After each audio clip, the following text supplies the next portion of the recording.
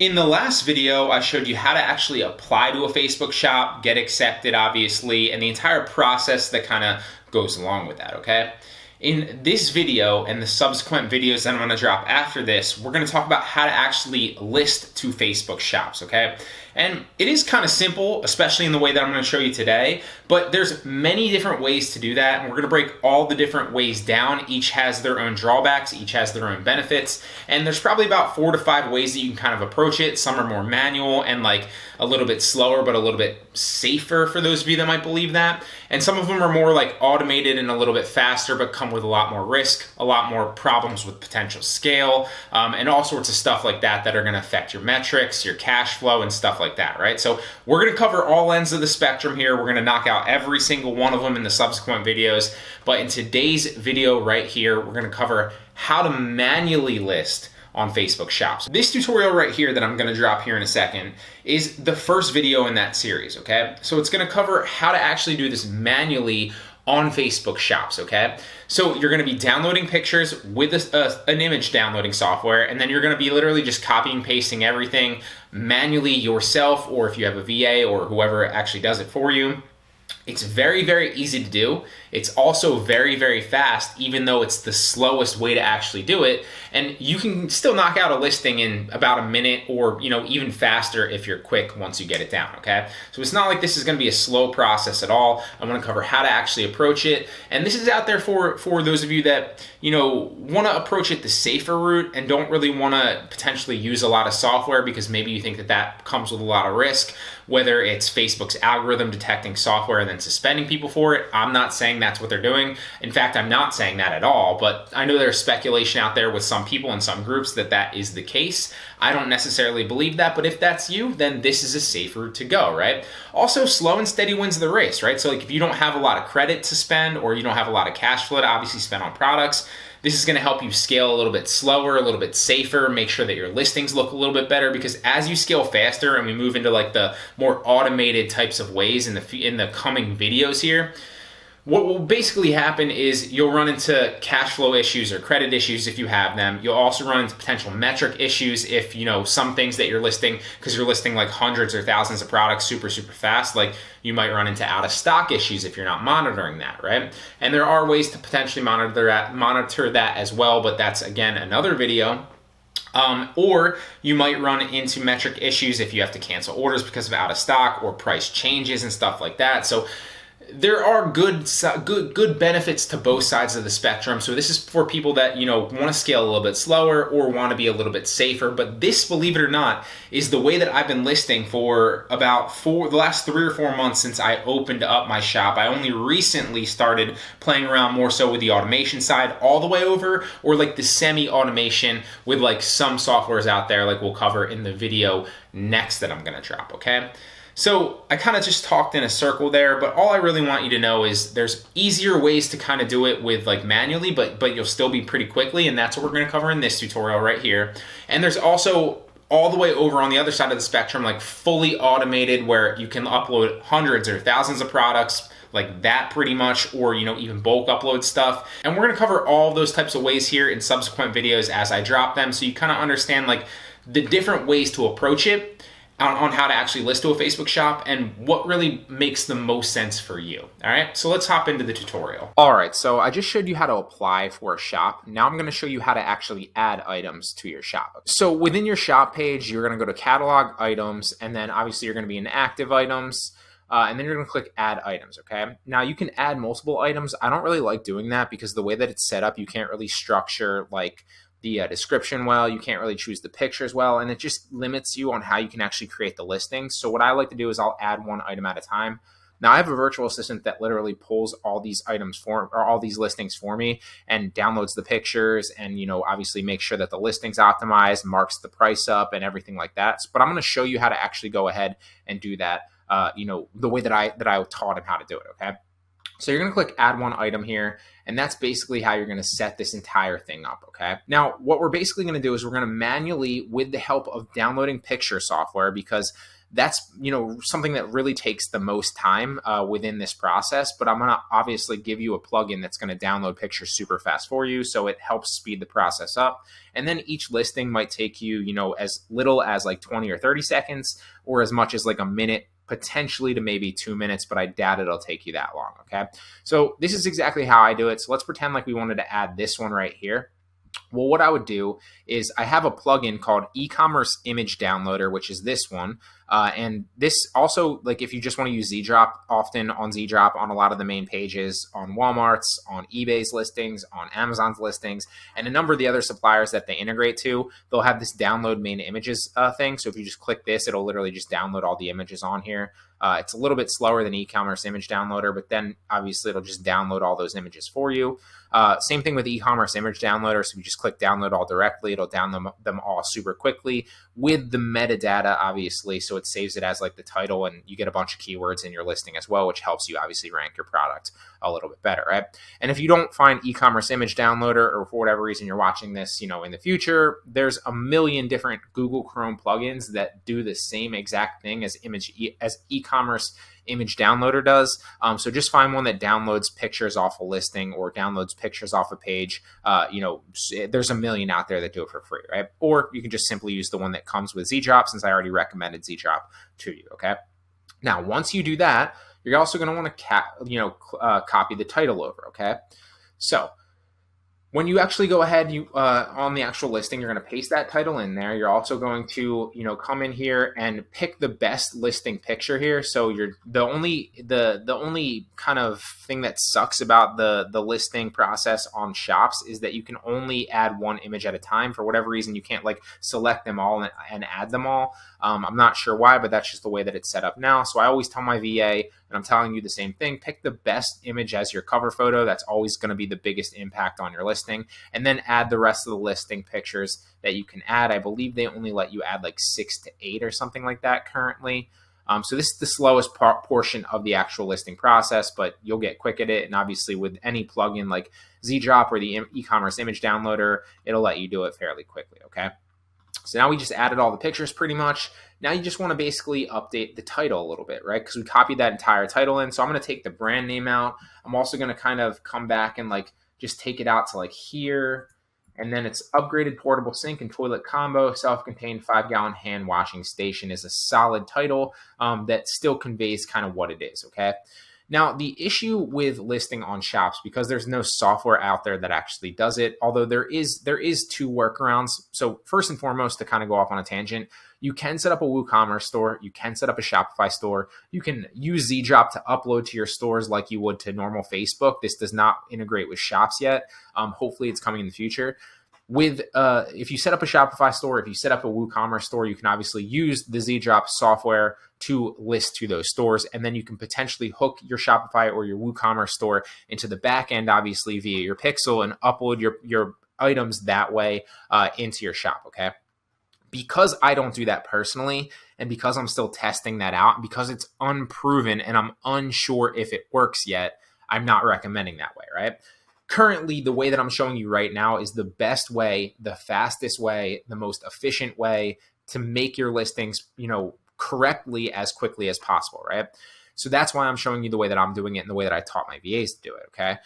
But in the future, if a different method pops up, maybe it's Shopify, maybe it's WooCommerce, maybe it's a different software entirely that just copies listings directly to Facebook shops, I will then update the course with that, obviously, with that method, right? But right now, currently, the way that I'm showing you is the best way to do it. And so that's the way that I do it, and that's the way that I recommend that you do it as well, okay? Next thing I'm going to do is I'm simply come down and I'm kind of copy the description. The same process goes whether you're using Walmart, whether you're using Amazon, whether you're using eBay, whether you're using Home Depot, whether you're using a wholesale supplier. You will be able to download the image pictures. You will be able to copy the listing title, the listing description, etc., okay? And there will be a price, okay? So we've copied the title, we've downloaded the pictures and added them. Now we're going to copy the description, and we're going to bring them back in and add the description, okay? Same thing as a normal Facebook listing, just drag it down, space these out, make them look half decent. And then obviously just like anything else, if there was like any warranty information in there, if there was anything about like the brand or a money back guarantee, you can go ahead and delete that. It's pretty self-explanatory, pretty common sense. Just make the take everything from the actual description and the title and the pictures from the actual listing and put them in here. It's really simple. Don't overcomplicate it, right? Don't add anything with the website link because you're not trying to drive any traffic to an external website. You're taking all your payments like I showed you how to set up on Facebook and Instagram within, Marketplace, right? Now is the simple part where it's like you're just going to mark the price up, right? So you can do this with a calculator. I always tell my VAs just have the calculator app up, or they have their phone and do it. And what I basically tell them to do, depending on how much you want to mark it up, is take whatever the price is. If you want to mark it up 40%, multiply it by 1.4. If you want to mark it up 50%, again, that's 1.5, 60%, 1.6. You get the picture, right? So let's pretend we wanted to mark this up 40%. We would take the listing price, $198.89, and just multiply it by 1.4. And then we're going to make 40% on this. And then obviously after Amazon fees, your margin might be a little bit lower than that, right? Amazon fees, I mean, Facebook Marketplace fees. One of the benefits of shops though, is apparently until I think it's June of 2022 or something similar, like a month close to that. I forget the specific month. I believe it is actually June, but I'm not positive. It might be July, it might be August or something like that. They're not taking any fees on shops specifically, which means that's a 5% fee that you're not getting taken out of. So you don't pay any fees on shops, but you do on normal marketplace, right? So your margins up until then on Facebook shops are going to be 5% higher than they would be normally on Facebook Marketplace, okay? So then I just round up to the next dollar. That's what I tell my VAs. So this would then become $279. And then I marked it up 40%. So $279. And I always just keep it whole numbers. You can make it 99 if you want. You can really do whatever you want to do, but that's kind of how I approach it, okay? Now, this item is not on sale. You can, bulk make items on sale later on. That's one of the benefits of using shops. So you can go in your catalog. You can kind of bulk edit items. You can turn bulk sales on. You can do a number of other things. Now, condition for me is going to be new. I do every once in a while list used stuff, but that's not too common. And then I just select the category. I always just tell them, like, pick the best category that they think fits it the closest. Obviously, like, my VA gets better and better at categorization, and you will too. But one of the benefits of, shops is I feel like the search for categories is a little bit better than it is on personal marketplace. So this is like I don't even know, like a toilet. So this might be like bathroom seats. We'll say toilet parts and accessories maybe, and then we'll move on to the next one. Now, quantity, I always mark this up a little bit. And then once I get a first sale, I'll go back into my catalog and mark the quantity up to like 300 or, whatever it is. If I start adding like hundreds of products or like dozens of products daily, all with like hundreds of quantities, like, I just think that's a bad look. And I think it's going to draw a lot of negative attention to you. I'm not saying you can't do it. I'm not saying that you'll even get in trouble or it's against the rules. It's not. You won't get in trouble. I just think it's a bad look. I don't think that, it signals the right things to Facebook, whether it's shops or marketplace, right? So what I'll do is I'll generally make this like a quantity of 10, maybe a quantity of 5, maybe a quantity of 15 or something like that. And then I'll click next and I'll move on from there. And then if I ever get an order on this, then like when I'm processing orders, if I happen to notice I'm processing something for like a new item that I don't recognize through shops yet, then I'll take that item, I'll go back into my catalog, I'll edit the quantity and make sure that I have like hundreds of that quantity. So if I ever get repeat orders in the future, I don't have to worry about it going forward, right? When you offer standard shipping, this is going to be whether you chose $5 or, free shipping or 10, whatever you charged for shipping or whatever you offered, free shipping or whatever, as well as your normal shipping suggestions here are all going to be here. If you offer expedited, that's going to be here as an option as well for the buyer, and then you can click next. Now, with variants, this is, pretty self-explanatory. I don't really ever do too many variations. If you're doing like clothing, if you're doing something with multiple sizes or whatever it is, multiple colors, then obviously this is where you'd add your variations. I don't ever do this. I just click skip this step and then I finish, okay? And then you can add another product right after this, right? So then you're going to click add another item, or if you just want to add that one item, you can close it and then kind of check your listings, okay?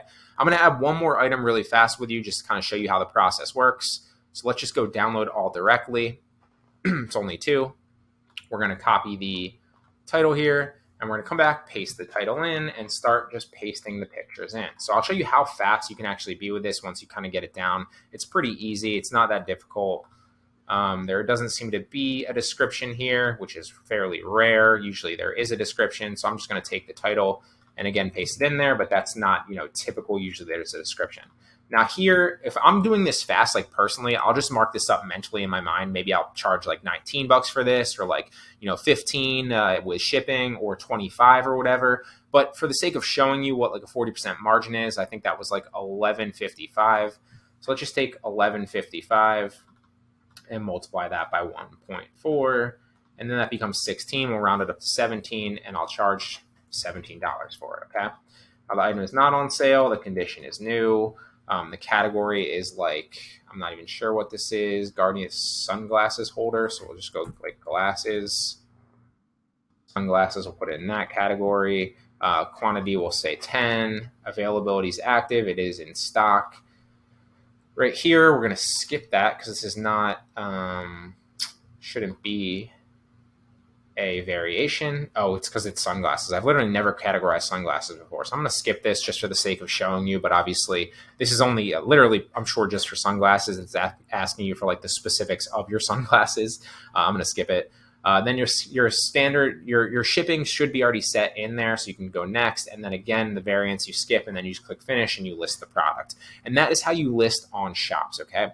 Now, the only issue that I want to touch on is one of the benefits of using a software like ZDrop is that it categorizes and saves all your products into ZDrop so that you can go back and search in ZDrop for that actual product with keywords and the title of the actual listing and similar stuff like that, right? So it's going to save all your stuff. One of the ways that you can do it, because this obviously, if you're doing it manually, is not going to save into your, into ZDrop or into any, specific search platform where you can then find that listing, is you can keep the listing titles similar or the same, and then just right click and Google search them, or right click and search Amazon. That is a free extension. It's called Search Amazon, literally on the Google Chrome store.